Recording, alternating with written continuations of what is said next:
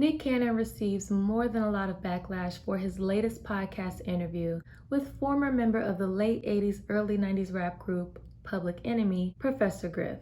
Things that were said during this interview subsequently ended his 20-year business relationship with Viacom, which led to our beloved Wildin' Out being taken off air. I was able to watch the interview in its entirety. To me, it spoke more to the power of Black people rather than the hate of any other group.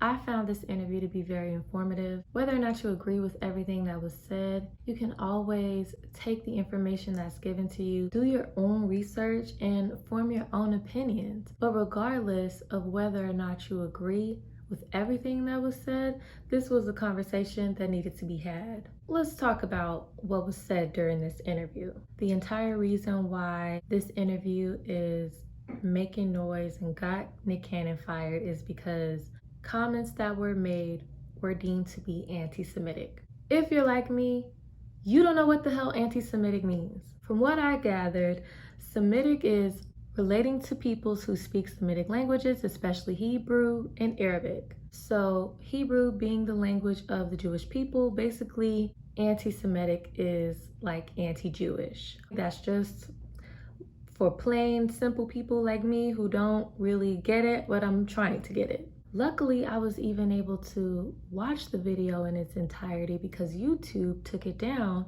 for hate speech. So let's talk about what was so hateful about these comments between Nick Cannon and Professor Griff. When they did get into their discussion about Jewish people, one of the first things that was said was that it's kind of impossible for us as Black people to be anti-Semitic when we were the original Semitic people. We were the original Hebrews. Personally, I'm not well versed enough in this subject matter to have an opinion on whether or not we are the original Hebrew people. Although history suggests, Black people, melanated people of color, Africans were amongst the first people in this world. That's kind of known information, right? So it only makes sense that one of the first religions is, mainly people of color. From Nick Cannon and Professor Griff's sentiments, European, white, less melanated people came in and kind of took over, as history suggests that this is their pattern. There have been groups that have already been in place and white people come along and take over. Nick Cannon, along with a lot of other people, suggests that it is the subconscious inferiority of white people that causes them to come into these situations and steal and kill and destroy to totally change something and make it their own. Other than that, they talked about how Jewish people are a big part of the group that actually runs these media and entertainment entities that we are a part of, and how they are very affluent people and they are a big part of our banking systems and different corporations and things that run the world.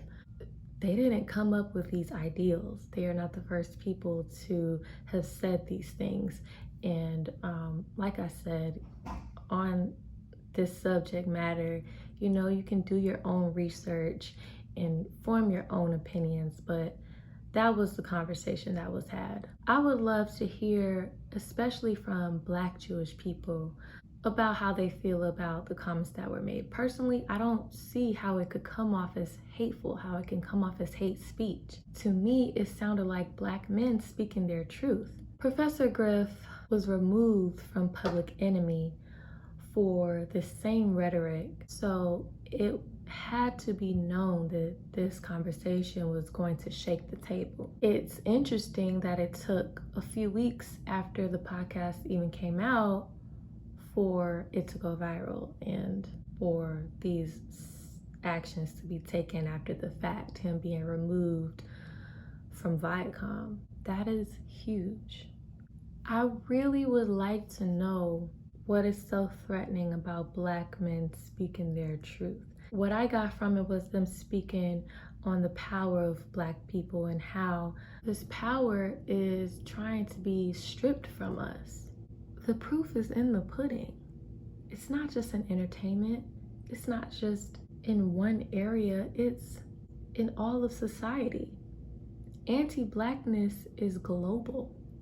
If you're going to talk about history, you have to talk about all parts of it, good and bad. To me, this conversation should have opened doors for multiple other types of conversations between Jewish people and Black people, and just Jewish people and, society as a whole. I'm still learning about how all of this works, because the lines between race and religion when it comes to Jewish people is blurry to me. I don't really understand it. My opinion is that the comments that got Nick Cannon in trouble were not about Jewish people. It was about white people. There are actual hate groups in our society that are active currently who get no publicity. There's a Black woman in fear for her life because she has white neighbors who have threatened her, who are patrolling around her house with guns, who have told her, "You don't belong here. We're going to end you." It's just her and her child in her home. And she has publicly announced this. Has it gotten any media attention?